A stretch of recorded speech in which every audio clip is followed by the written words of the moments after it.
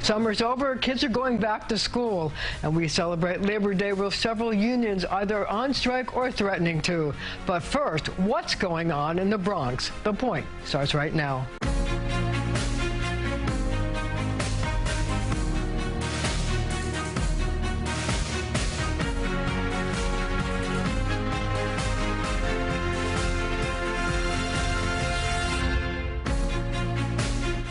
Vanessa Gibson is the borough president of the Bronx, a complex borough with a complex set of issues.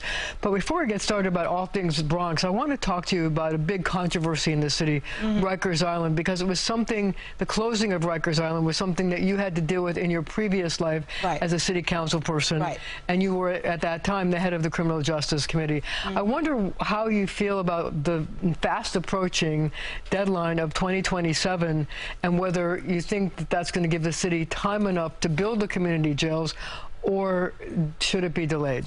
Right. Well, back in the City Council, when I served as a member under both Speaker Melissa Monk-Viverito and Speaker Corey Johnson, we were very intentional about closing Rikers Island because it has been a consistent cycle of violence on both sides, from detainees, correctional staff, medical staff, legal staff, and we really wanted to create borough-based facilities to bring families and loved ones closer to those visits, as well as making sure there was a continuity of services. Right. Medicine is being administered, they're getting to court on time. So when we voted back in 2019, I believe, to close Rikers Island, it was with the understanding that 2027 would be the ultimate deadline.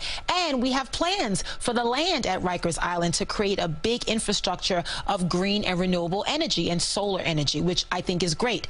So to now hear a lot of the conversations and meeting with organizations like Close Rikers Campaign and meeting with many advocacy groups to hear that the city is not on pace to meet the 2027 deadline, which is the law, is really concerning. The borough-based facilities and the ongoing construction in 4 boroughs obviously is underway, but we're now learning that the Bronx site is going to have an additional 150 beds, and they're not going to be therapeutic beds. It'll be general population, which we know 40% of the population on Rikers Island now has a diagnosed mental illness and really in need of support and help. When I was in the City Council, I supported efforts before individuals were even in the system, supervised release programs, ATI programs, alternative to incarceration and detention programs, focusing more on preventative and not reactionary. So my hope is that the administration, both Mayor Adams and Commissioner Molina at DOC, will really work with this City Council and Speaker Adams to get it together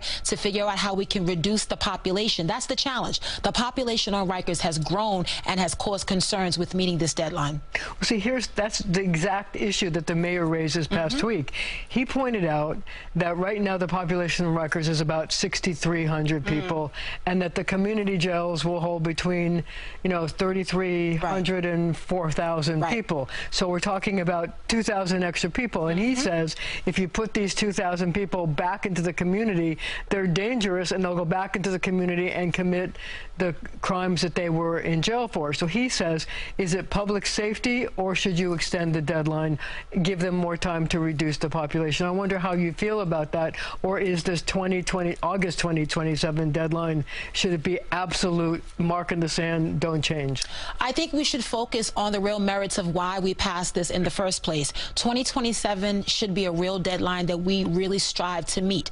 If there are concerns, if there are hurdles, we need to address them now. Putting more money into more programs that focus on mental health and mental wellness, so that 2,000 population we're talking about, if they re-enter our community, they're given support, housing, wraparound services, trauma-informed care, access to mental health, behavioral health. That is the challenge. This population can be addressed if only they were given the support. The idea of extending it beyond 2027, or, as the mayor has recently said, going back to the drawing board, to me, does not fall in line with what we initially agreed to. And I think it takes us off course. It adds more time, more labor, more money, which we don't have. So I really think it's in the best interest of everyone to focus on the 2027 deadline. Well, how do you feel about the Bronx community jail that's being built? And as you said, the extra 150 beds. Is that a good idea, bad idea? And is there the land and the money to do it? Right. So when we voted on this back during my days in the City Council, and we looked at the borough-based jail-based jail facility. The site selection was very controversial, as you know, because the neighborhood of Mott Haven, the old Lincoln Hospital site, is a residential community. 161st Street along the courthouse was also a site identified, but 2/3 of that property was owned by the state. So the city, former Mayor Bill de Blasio, decided that they would look at the Mott Haven site. But what we were able to do during that time, working with Deputy Speaker Diana Ayala, was add more value to the land. It's a city-owned block, 141st Bruckner Concord Avenue, not just a jail facility, but housing, supermarket, community space, recreation space, making it almost a neighborhood so that the center is not a jail, but it's more amenities for the detainees, the staffing, adding bus service so that you can get there. So we wanted to make sure that it could be a model for the others, the other boroughs to look at. And obviously we're doing excavation work now. It was the site of the NYPD tow pound, which is now relocated to the west side of the borough.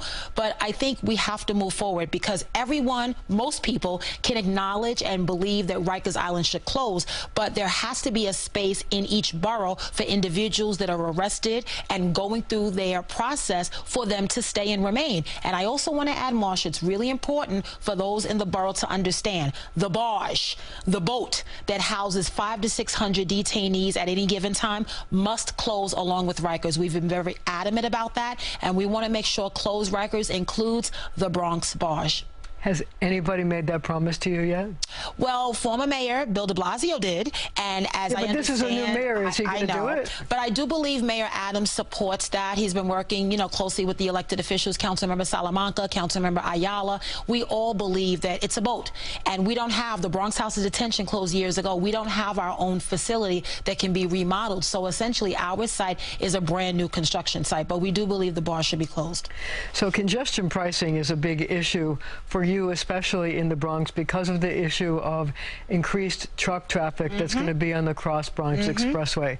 Now, the MTA has made special efforts to try to ameliorate some of the concerns in terms of asthma and at schools. I wonder if you're satisfied with the steps that the MTA is taking to ensure the health and safety of people who live in the Bronx because of the increased truck traffic.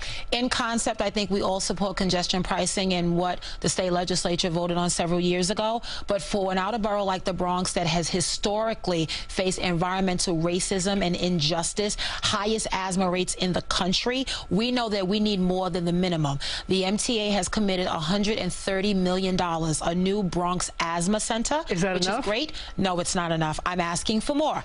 $130 million is the floor and not the ceiling. It means that we can add more. What I really want the focus to be on is capping the Cross Bronx, laying a platform across the entire stretch of the Cross Bronx Expressway from the Harlem River to the Hutchinson River and creating open space, green space for our children on top of the Cross Bronx. How much would that cost? About $1 billion. You dream big. But we do have a $2 million U.S. Department of Transportation grant that's being administered by City DOT now to do studies, which are underway. We have them every month. And it's a start, but I need capital commitments for Cap the Cross Bronx. Well, you know, that sort of addresses a long-time concern of people about the Cross Bronx, which was built and cut through communities, which got a lot of people quite upset. So you think that by building this platform of green space above the Cross Bronx Expressway would change that and would deal with some of those concerns? Yes, it would help to lower the asthma rates. When you think about the neighborhoods that are along the Cross Bronx Expressway, schools, residential buildings, families, children, parks, playgrounds, I mean, it's an entire community that's been shortchanged for decades, not anything recent. So $130 million to me is a start. MTA electric vehicle, buses, EV charging stations, all of that is great. Purifiers in schools. But guess what? It's long overdue. We should have been talking about this years ago. I want to talk to you about another transportation issue of the MTA. They're going to build 4 new Metro North stations in the Bronx, but Governor Hochul had wanted to build housing around those transit hubs so that they would become sort of a work and living community. She wasn't able to get the legislature to pass that. I wonder if that's still a dream of yours. Do you think it's a good idea, a bad idea, housing around transit hubs in the Bronx, the 4 new places? I think this work is all about balance. $1 billion Total $2.7 billion dedicated to 4 new Metro North stations: Co-op City, Morris Park, Parkchester, and Hunts Point. Transformative, a real game changer. Union jobs, stimulating the local economy, really creating the small business corridors that we have today, but enhancing on that. Some stations will require a rezoning in terms of just for the station itself, but also the commercial and residential. I think in some neighborhoods it could work, but I would want to see a plan. The governor's plan across the state would have been certain percentages for each county to adhere to. The Bronx is doing that. The Bronx is building a lot of housing, but we should not shoulder the burden for the entire city or state, and we're not going to do that. We're going to make sure we have enough for our residents, but also welcoming new as well. Well, we're going to have to leave it right there for now, but our conversation continues right after the show on our streaming channel, CBS News New York.